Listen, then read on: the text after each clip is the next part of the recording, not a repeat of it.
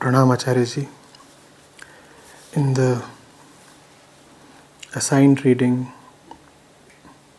I came across phrases like realizing God, seeking refuge in God, and worshipping God. As a seeker of truth, these phrases seem clearer than phrases like reciting the name of God or the true name, singing God's praise, or chanting God's glory. What does all this mean in practical terms? It's Anna from Hungary this time.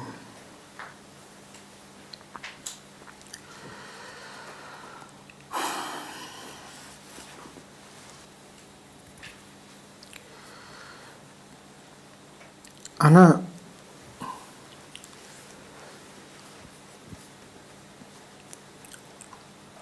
in any form, just one thing has to stick. Just one thing. It could be realizing God, or seeking refuge in God, or worshipping God, or reciting the name of God, or singing God's praise, or chanting God's glory. It's all going to lead to one place only.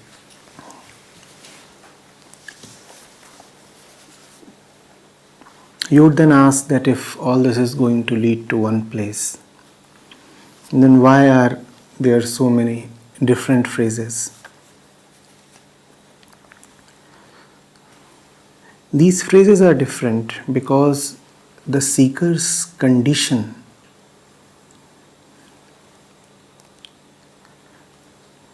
varies. The seeking mind has different conditions. The mind is subject to conditions, and conditions vary. Therefore, there are different ways to point at the destination. Let's look at them one by one. You would realize. We have said,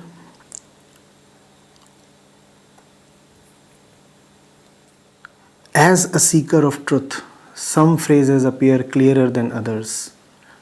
So let's begin from here. Who is the seeker of truth? Is the seeker of truth undifferentiated, absolute, clear, and infinite truth itself? No. Truth may motivate or catalyze or encourage the search for truth. But truth itself won't look for truth because there are no two truths. So you cannot have truth looking for truth. And truth is a great non-doer. So you cannot have the truth doing anything. So truth does not seek truth. All seeking happens by the virtue of truth. All seeking happens due to the blessings of the truth. But truth itself neither seeks nor finds. It does nothing. Truth is non-dual. How can it go around seeking its dualistic partner? So truth seeking truth is an absurd thing to say. Who then seeks truth? The ego. What is the role of the truth in this seeking? The seeking itself is caused by the blessings of the truth.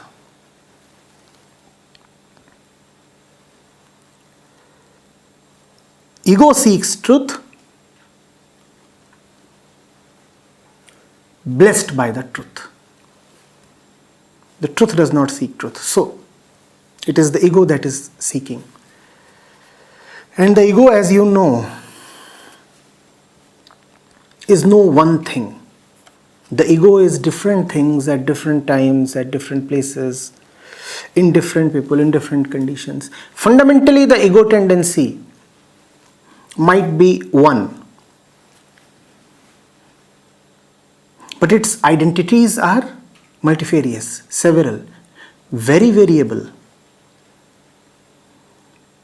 So, as we said, the ego is one thing right now, and a second later, the ego is a totally different thing. The identity has changed. The name that the ego gives to itself has changed. It could be a matter of a second, or it could be a matter of a meter. Time changes, the identity changes. Place changes, the identity changes. And as we live, time and place both are variable. So ego keeps changing. Ego is the seeker of the truth, first thing we said. And the second thing we are saying is, the ego keeps changing its names. The ego is no one thing. Because the ego is the seeker and the ego keeps changing its names, its identity, its address, its very configuration. Therefore, to different states of the ego, different methods have been suggested. So the various phrases you have come across in the Nitnem are nothing but the various remedies advised to the various illnesses of the ego. Because the illnesses are different, so the remedies are also different. We said we would be looking at these one by one. So, realizing God. The Gurus have advised, son, realize God. Now, why has that been advised? Rather, to whom has that been advised? To which state of ego has that been advised? The ignorant state of the ego, because ego has another name which is ignorance. Because the ego does not realize the truth, so realizing the truth has been advised. So the Guru or the well-wisher would come and say, realize God. If you do not realize God, it's a problem. Or if you have taken a false idea of God as God, that is an even bigger problem. So you better realize the one and only true God, which is the invariable truth. So to which kind of mind would the Guru address these words? An ignorant mind. A mind that is carrying fancy notions about godliness. To such a fellow, the Gurus would say, you realize God first. Because you have an idea of God that is crude. That is just ego boosting. You are coming and saying so many things about truth that are all nonsensical. So you better realize God. The next phrase you have quoted is, seek refuge in God. Now, keep working along with me. Anna. To what kind of an ego would the Gurus advise this? Seek refuge in God. Paint the picture. Who would it be to be advised thus? A fellow has come over, and the Guru says, you seek refuge in God. Who is this person, this mind, this ego, this fellow likely to be? Visualize him. Who is it? The one who is seeking in the world. The one who is seeking refuge in miscellaneous places. He admits that he is homeless. He admits that he needs shelter. He admits that he is an emigrant.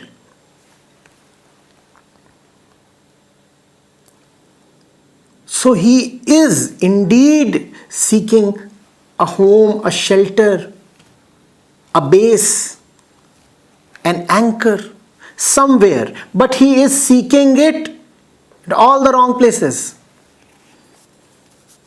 Like most of us do. We are all haunted by a perpetual feeling of homelessness, are we not? Don't we all have that scary feeling sometimes of having nowhere to go, of belonging to no place, of being utterly uprooted?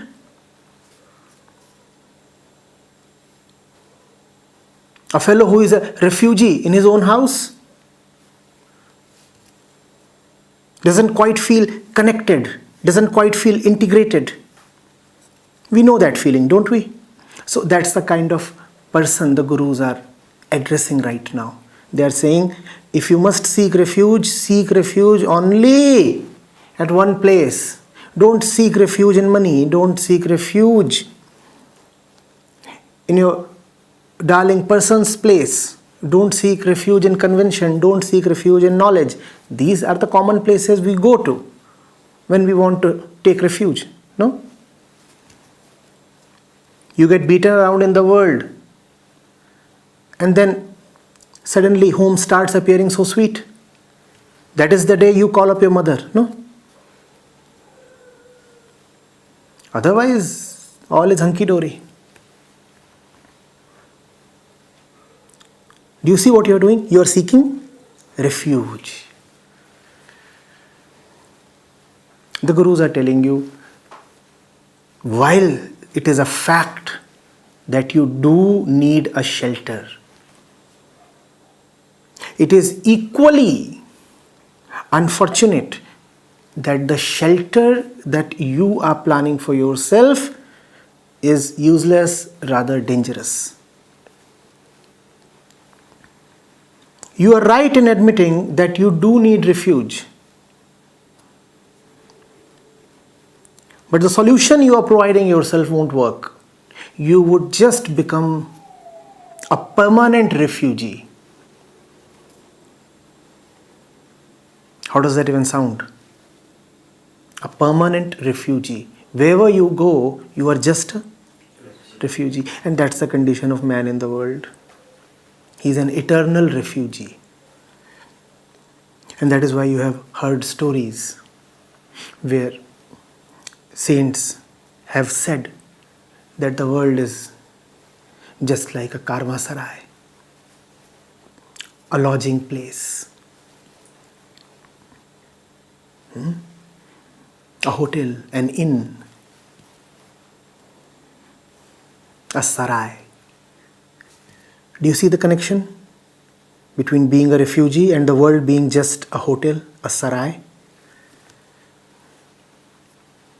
It's not a home that we ever find here. Never.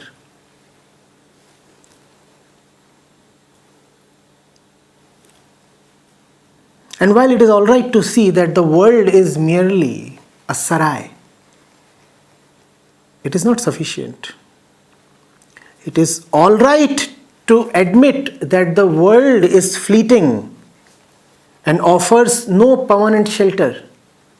Still, this fact is not sufficient. Niti niti is never sufficient. Niti niti is important but never sufficient. It is all right to discount the possibility of true shelter in this world, but merely discounting won't fill your spiritual stomach. You have come to know that the world won't give you refuge, but your urge to belong is still there, is it not? All that you have realized it is that you cannot belong to the places you aspire to belong to. But still you do want to belong. That is the fundamental urge of the ego. To belong so steadfastly, so honestly, so completely, so integrally to a place that it does not have to search any further for home. Spirituality is, in one sense, just a roofless person's urge for home. I want a home. Man needs shelter in both ways. You require a roof over your head, and you require a home in your heart. The latter is more important. Unfortunately, most of your life goes in just building a roof over your head. For that you can pay humongous EMIs, but you do not invest yourself even a little in finding a home in the heart. And if you do not find that, that is a situation even worse than being on the road. There are people who sleep on footpaths, pavements. They are in a bad situation. Worse is the situation of those who sleep in huge houses but are homeless within. Man must have both. Right. And even among these two, which one is more important? Here.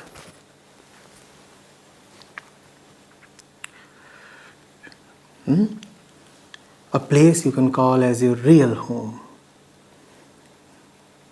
A place that you can enter but never exit. A place from where even death cannot take you away. You may erect a great palace for yourself, but do you see how your dead body is being carried out of your great mansion? Did you succeed?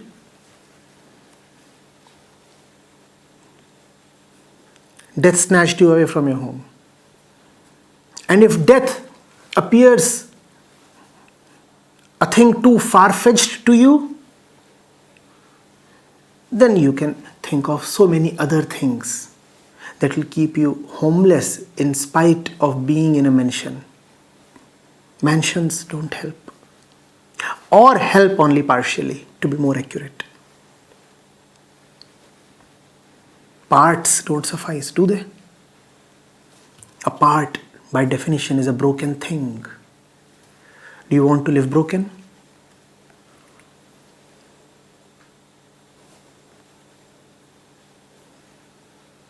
Wholeness is needed. The whole home, or you could say wholeness is the home. Similarly, when we come to the next phrase that Anna has quoted, the Gurus say, worship God. Now you have had enough of practice. Tell me, who is the person, what is the state of ego being advised to worship God?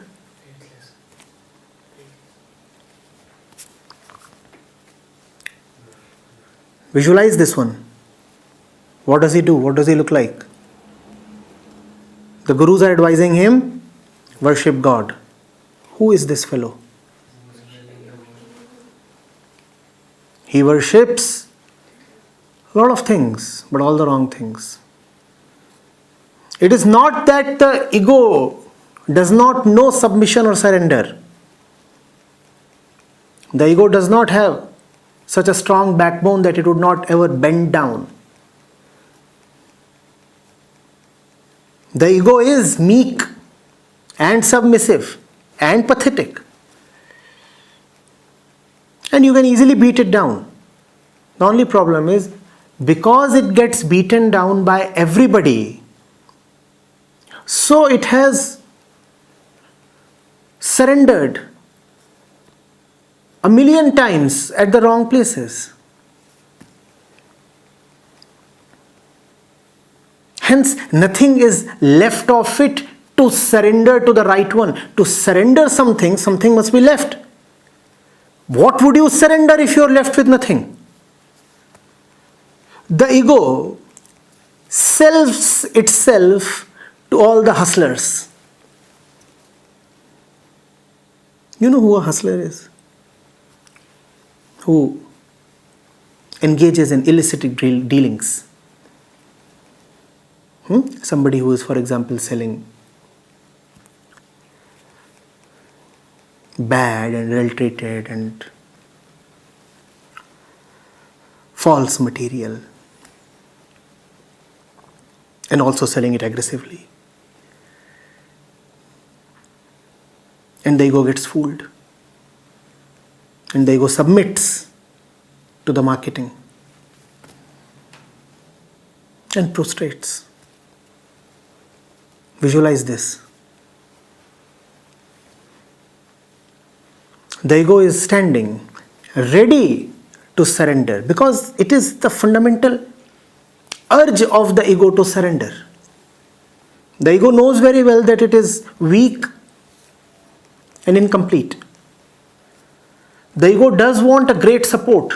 The ego does want to surrender to something or somebody higher and bigger than itself. So the ego is standing, ready to surrender.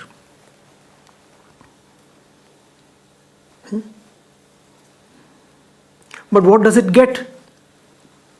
Because it is the ego, so it gets a world of its own making. That's what it sees. So what does the ego see? Being the ego, even if it is ready to surrender, it sees only counterfeit people, only fake people, quacks, all the thugs,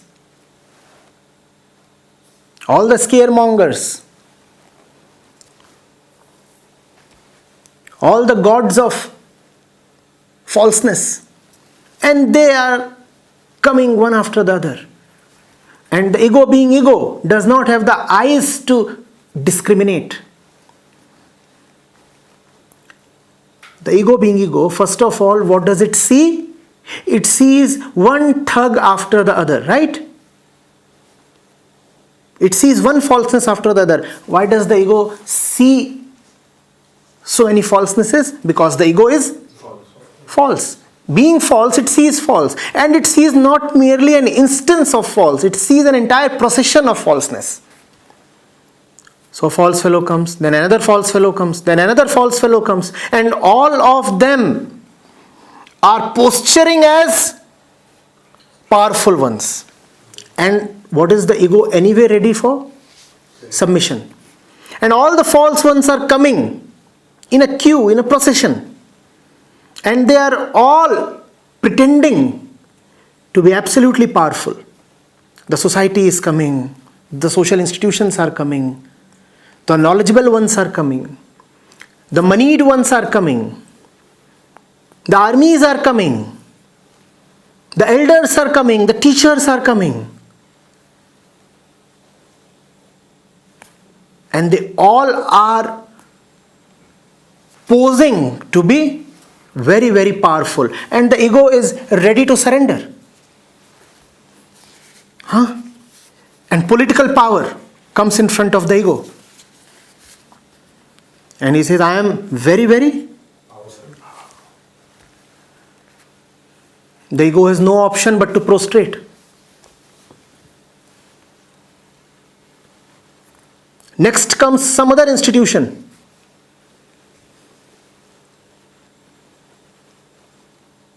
And that too claims with a lot of confidence to the ego, I am extremely powerful. And what does the ego do? Ego again prostrates. But it somehow gets up. And by the time it gets up, the third one arrives. And who is the third one? Some great author. Reputation is now in front of the ego. And what does reputation tell us? Bow down to me. I have the sanction of masses and history and society. I have the numbers. See how many have approved of me. And what does the ego do? Again prostrates. And when the ego does this 500 times, it does not get up again.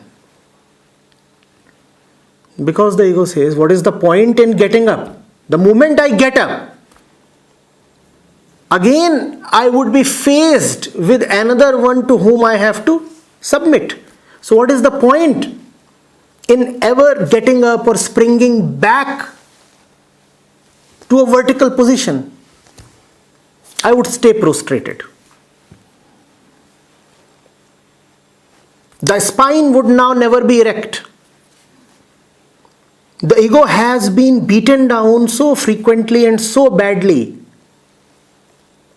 that it forever now belongs to the soil, like a vertical tree that has crashed down and would never get up again.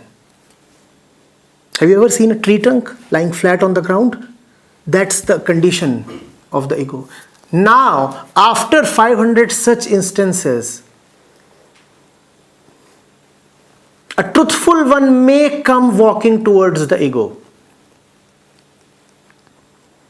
But the ego is lying flat on the ground, with the back to the sky and the face to the earth. The eyes are anyway looking down at the ground, plus the eyes are closed, the ego being ego.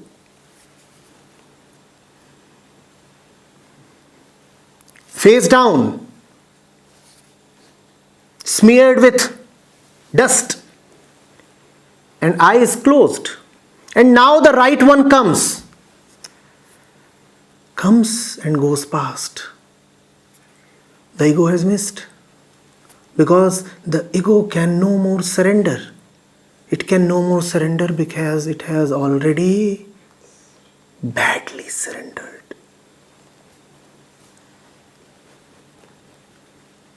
Nothing is left here to surrender. You can prostrate to the truthful one only if first of all you are standing straight. If you are already rolling in the mud, how will you prostrate?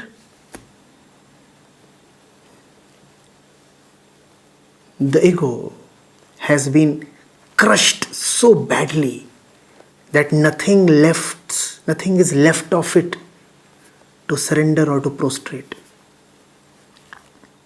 It does not even see when the right one arrives and when the right one goes past this fallen specimen. Surrender is no more possible. So if the ego fails to surrender, do not take it as arrogance. Take it as helplessness. Could it surrender? It would have. It is already sold out. It is already crushed, defeated. It is already comatose. How will it receive the truth?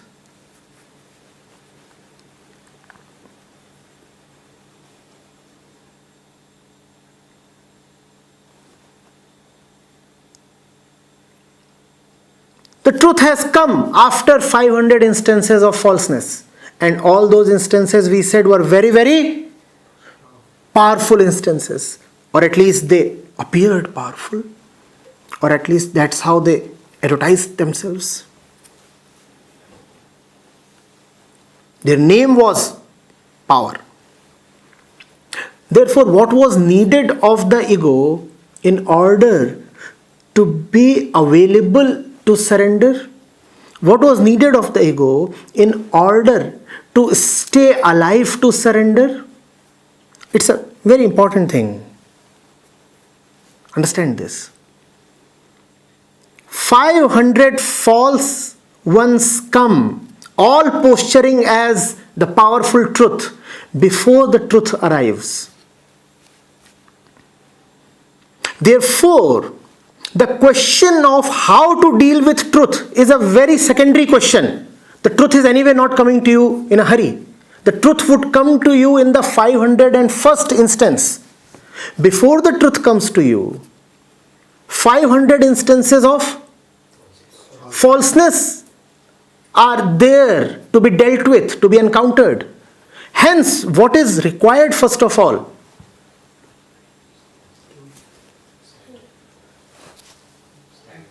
That you deal with the false ones rightly, that do not surrender. Surrendering to the truth is a secondary question. First thing is to be uncontrollable. First thing is to not to be easily tamed or domesticated. First thing is to be a little rowdy and rebellious. First thing is you should be someone who can show the thumb and the fingers, whichever one, to the procession of 500.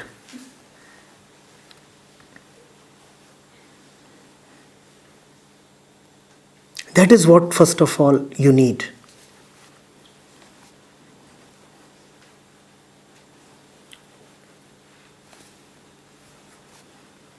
Otherwise, as you have in classical literature, especially the Indian classical literature, your situation would be that of a woman who is already married.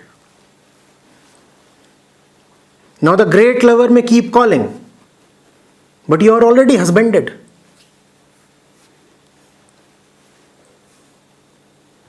The first thing is to stay unmarried.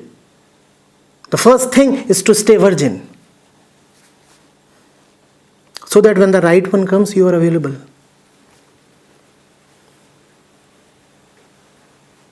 I'm talking of spiritual virginity, please.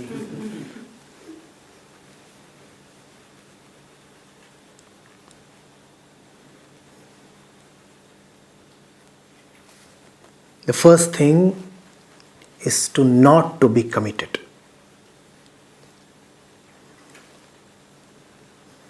Stay waiting, stay patient.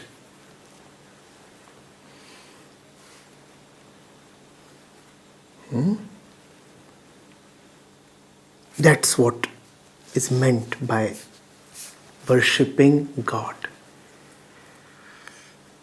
I made it easy for you by saying that the 501st visitor is God. God is not even the 501st visitor. He never comes really. He is there in the wait. If you can wait perpetually for Him, you have got Him. It's strange, but take it. He will never really come to you.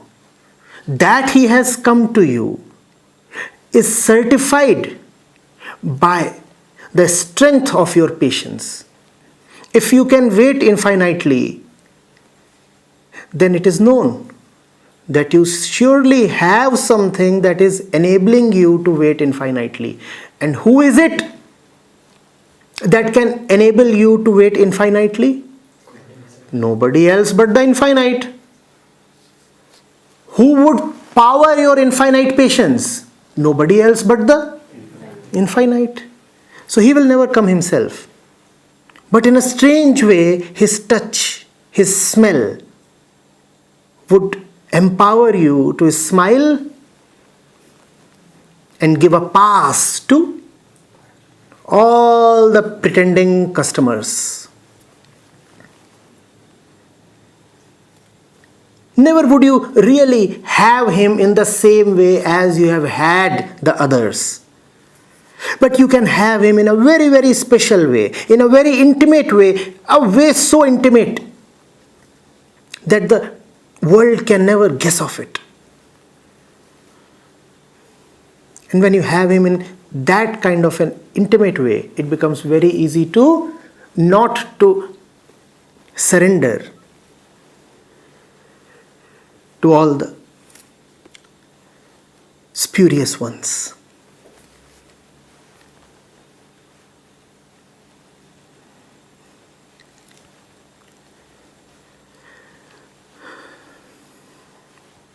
When the gurus tell you worship God, they do not mean worship 40 worldly objects and also worship God. Worshipping God means worshipping God only. And that means worshipping nothing and nobody else. Right, Anna? So this statement was made to someone who had a jelly-like spine, who was quite chicken-hearted.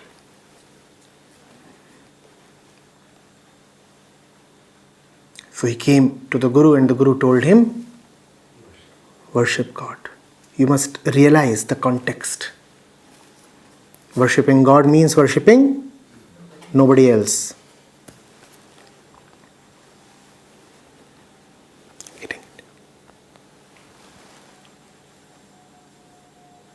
In fact, that is the reason why the most famous verse of the Quran takes pain to specify.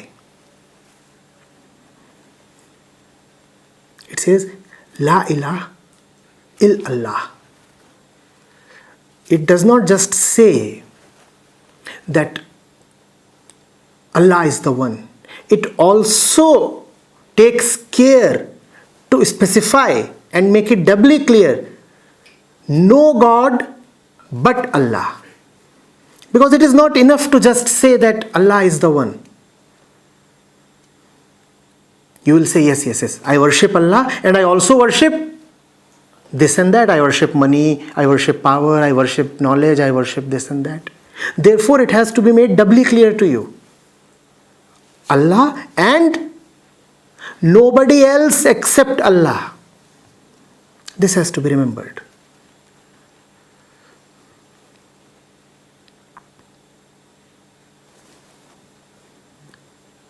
Spirituality is not a balancing act where you have God or truth on one side and you have society and your other engagements and commitments and happinesses on the other side.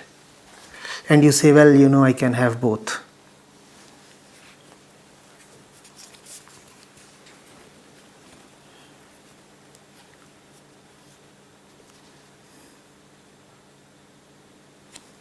Clear? Next, you have said reciting the name of God or the true name.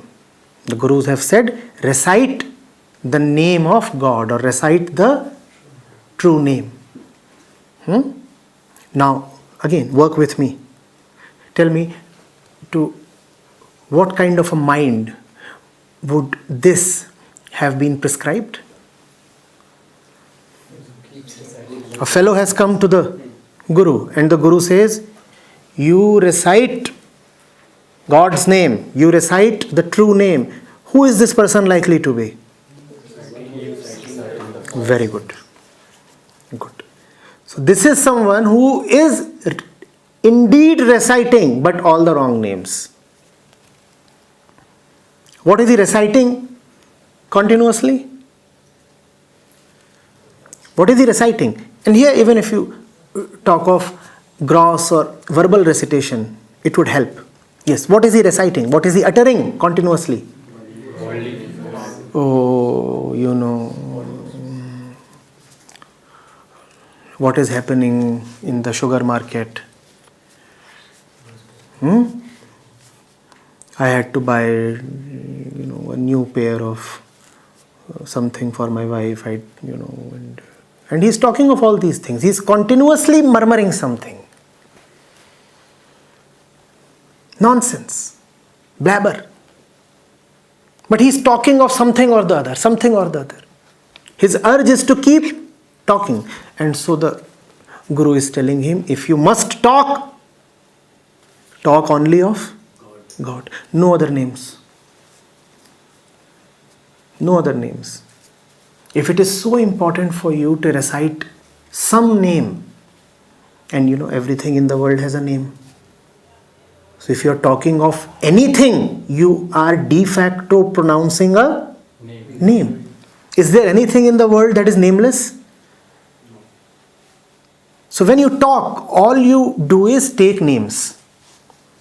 Talking is a succession of names. Of course, then there are relations between the names and all those things, but it is not to be denied that when you talk, you just take names. Can you even utter one sentence that does not contain a name? Try. Is it possible to utter even one sentence that does not contain a name? And name does not mean the name of a person. This has a name. This has a name. This has a name. Every object has a name. So the Guru is telling him, you are such a talkative fellow. All the time you just go blah blah.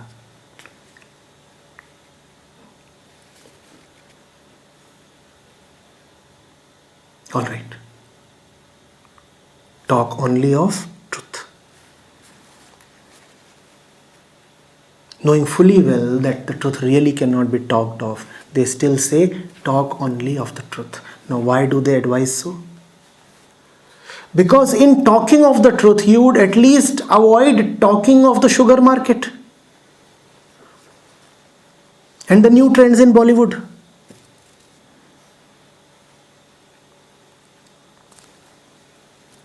The truth cannot really be talked of. It is beyond description and discussion. But even if you just take the name of the truth, and no name given to the truth can be accurate. But even if you take an inaccurate name of the truth, it is a blessing. Why is it a blessing? Because even an approximate name of the truth, even a name that is a pointer to the truth, has helped you greatly by securing you from all the trivial nonsense that you usually engage in. Are you getting it? So the Guru is advising him, talk, but talk only of that. The next one. Sing the praise of God. Who is the fellow to whom this is being advised?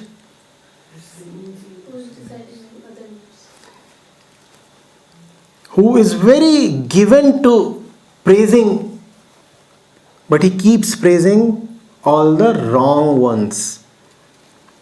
There are many people who are very adept at praising others, especially the ones who want to network socially. They develop the rotten art of praising everybody and anybody. And they say, even the saints have advised that it is not right to criticize. So we only praise. Are you praising because of your devotion to saints, or are you praising because of your devotion to your greed? Yes, the saints did say that it is not right to keep criticizing.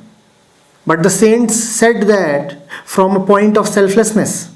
And look at yourself. When you keep praising this fellow and that fellow, you are doing so in order to just appease them, so that later on you can get some benefits out of the relationship.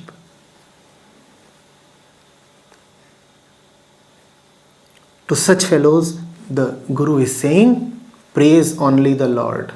Praise only the truth. Nobody else deserves your praise. Nobody else deserves your praise. Sing only of Him. Right? Next one, chant God's glory. No prizes for answering this one. So much rehearsal has already happened.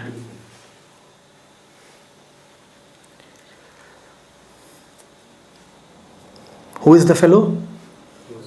Who is chanting the glory of everything and everyone but God.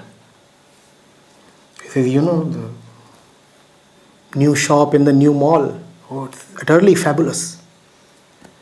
Why don't you reserve these exquisite words only for the truly exquisite one? Why do you keep calling everything here and there, all and sundry, as fabulous, exquisite, marvelous, whatnot? Can't you just hold these special words for the special one? There are some people who just fall for anything. Oh, marvelous, marvelous, marvelous, marvelous, marvelous.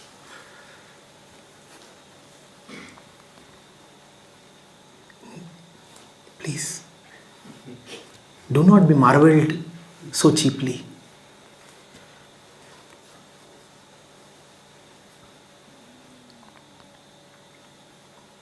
So the Gurus say, chant God's glory, which in turn means do not chant the glory of this and that.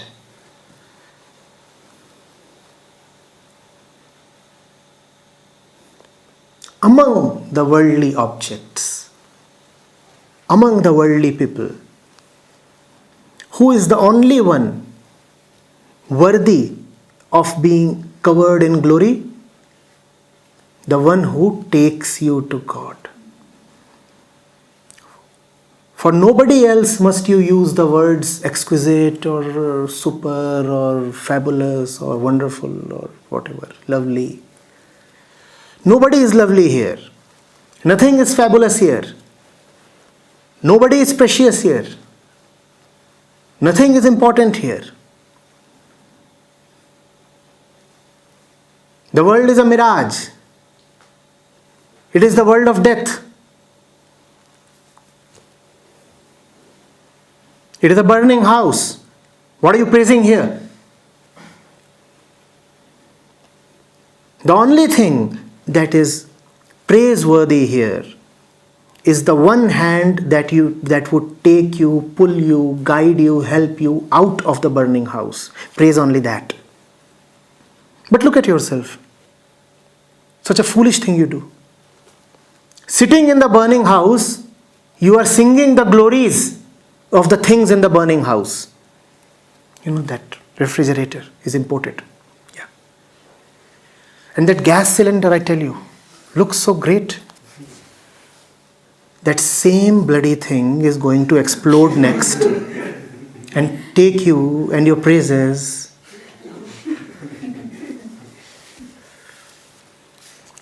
to the cleaners. Man sitting in a burning house and singing the glory of the gas cylinder. Such is our condition. Is there anything in the burning house that is praiseworthy, I ask you? No, nothing at all.